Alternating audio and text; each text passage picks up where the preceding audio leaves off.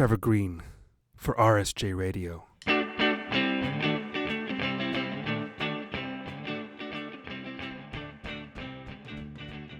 Those are protesters outside the offices of Pride Toronto on Berkeley Street. The organization is in charge of the city's Pride Parade, which attracts over 1 million people every summer to Canada's largest city. The protesters are members of Queers Crash the Beat, an activist organization. They are one of many groups and individuals who are voicing their concerns about Toronto's police being allowed to march in uniform at next year's Pride celebration. Our board, Pride Toronto's board of directors, took the decision that we would permit the police to contribute, to participate in our parade. That's Olivia Newmaw, the executive director of Pride Toronto.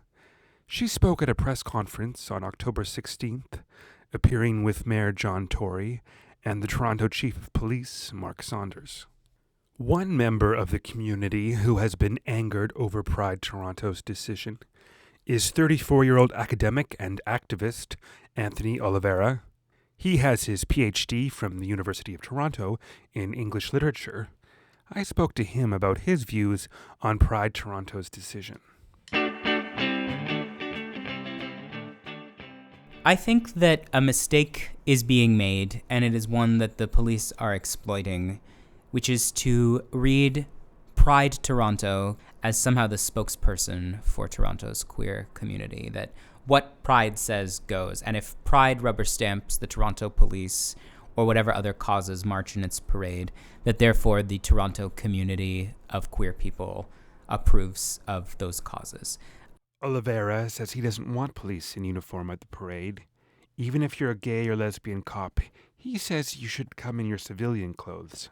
More than anything, though, he's upset over what he calls the lack of consultation between Pride Toronto and the queer community. I would suggest that they come in their street clothes. I would suggest that showing up in the uniform of something that is oppressing a community, whether or not you experience some kind of overlap with that community, is not appropriate. I think that what's important to notice about the way this return of the police to the Pride Parade has happened is there has been no community consult. There has been no apology. Pride is supposed to have meetings with its public. It has not done that. This has happened in camera. This has been a black box decision to let the police back in. James Dubrow is a gay crime writer living in Toronto, and he has been following the story of Pride Toronto's recent decision. He said the lack of consultation has been a problem.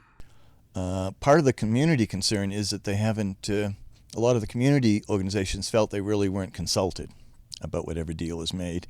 And I think what Barb McLean and the liaison officer of both Open Lesbians met with some of these groups, but they didn't actually discuss details of this new rule.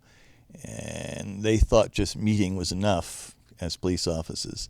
And I think the organization didn't see it that way.